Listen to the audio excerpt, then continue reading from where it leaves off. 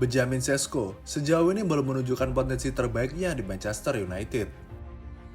Direkrut dengan biaya 74 juta pounds dari RB Leipzig pada awal musim ini, tentu ekspektasi besar mengarah ke penyerang asal Slovenia tersebut.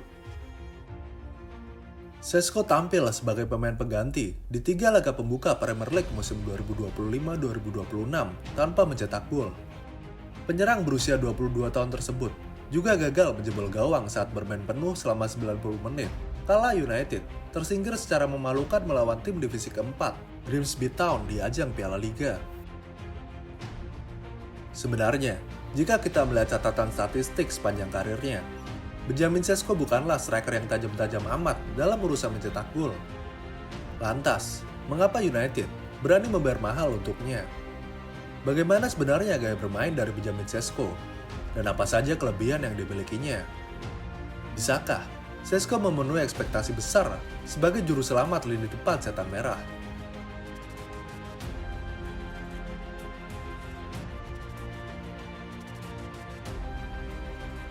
Lahir pada 31 Mei 2003, Benjamin Sesko memulai perjalanannya di Slovenia bersama klub lokal Radice, sebelum bakatnya membawanya ke Krško dan kemudian ke Dobzale, salah satu akademi terbaik di negaranya.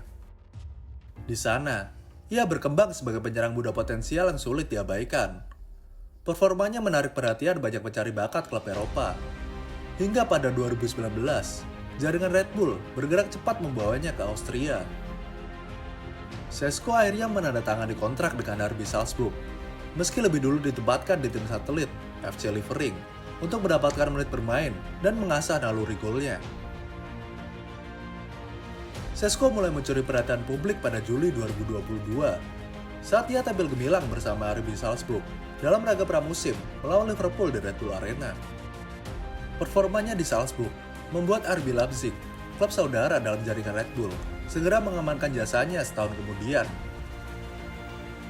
Di Bundesliga, dengan level kompetisi lebih tinggi, perlahan tapi pasti, Leipzig berhasil menjadikan Sesko sebagai salah satu profil penyerang paling diperhitungkan di Bundesliga.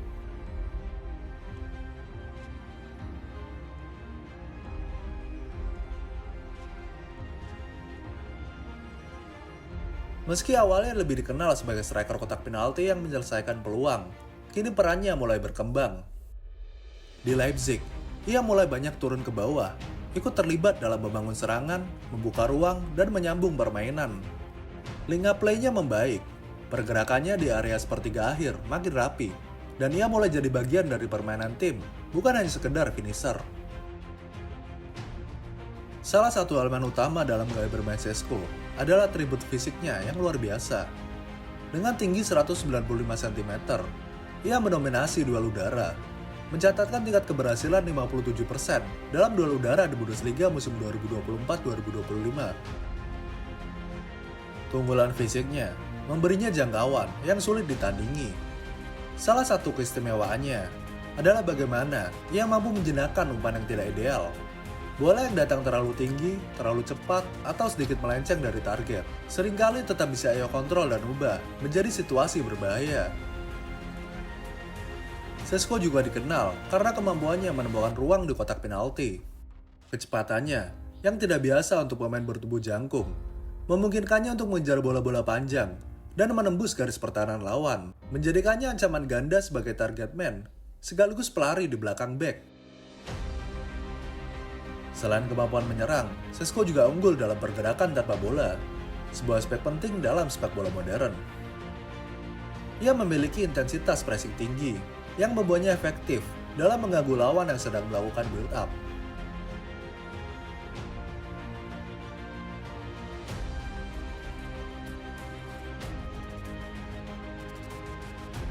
Sesko kerap dijuluki The Next Haaland oleh media dan publik sepak bola.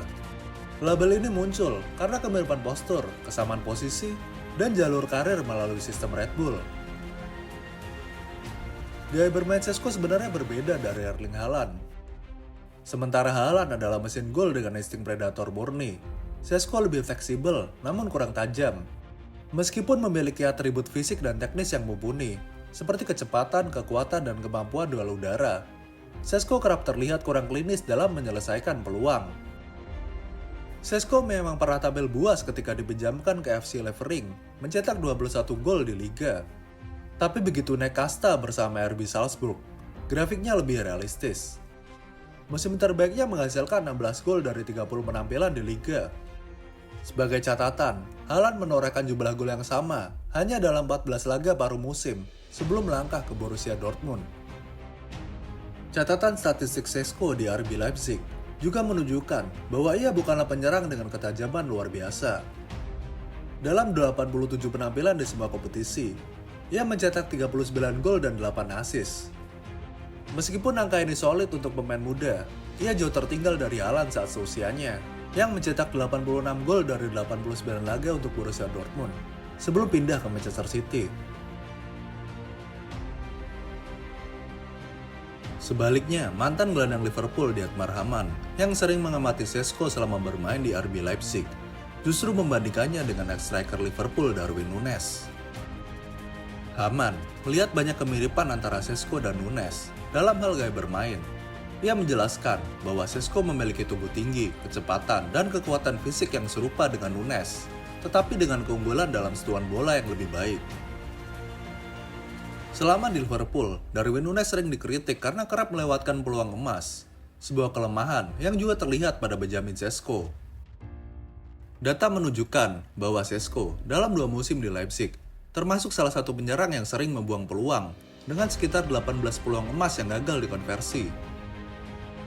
Selain itu, 36,8% tembakannya di Bundesliga berasal dari luar kotak penalti yang menunjukkan kecenderungan mengambil keputusan yang kurang optimal. Ia juga kadang kesulitan melawan bek tengah berpengalaman dalam situasi fisik yang ketat, meskipun dominasinya di udara membantu mengimbangi hal ini.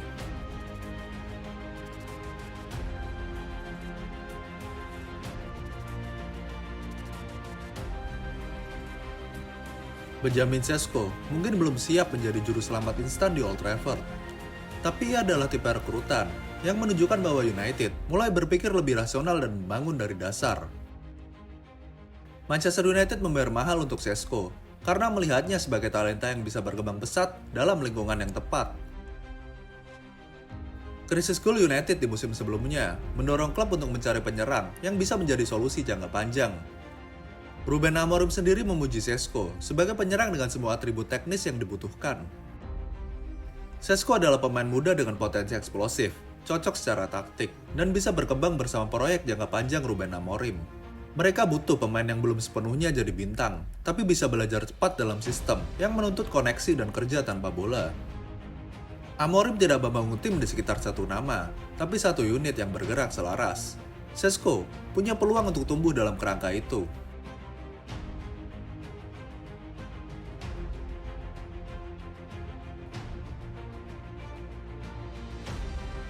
Di bawah Ruben Amorim, yang dikenal membangun tim lewat sistem 3-4-3 fleksibel dengan intensitas tinggi dan kontrol ritme lewat lini tengah, Šeško diharapkan menjadi ujung tombak dalam formasi Amorim.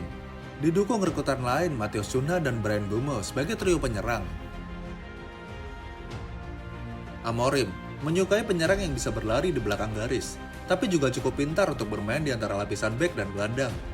Gaya bermainnya yang serba bisa, kombinasi fisik, kecepatan, pressing, dan kemampuan teknis, membuatnya ideal untuk sistem yang mengutamakan transisi cepat dan intensitas tinggi.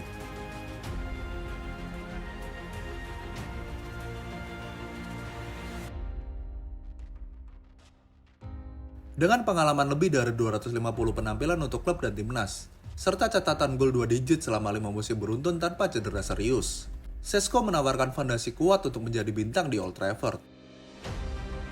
Tekanan di Premier League akan menguji kemampuannya, tetapi usianya yang masih 22 tahun memberikan ruang untuk berkembang di bawah bimbingan Ruben Amorim.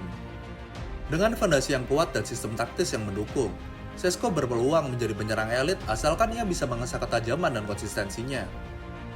Waktu akan menentukan apakah Šeško bisa menjadi bintang yang United dambakan. Tetapi untuk saat ini, sebagai pengingat bagi fans United, Šeško adalah taruhan berpotensi, bukan sekedar angka dan statistik instan. Hal yang sama ketika United berinvestasi 2 tahun lalu pada Rasmus Højlund.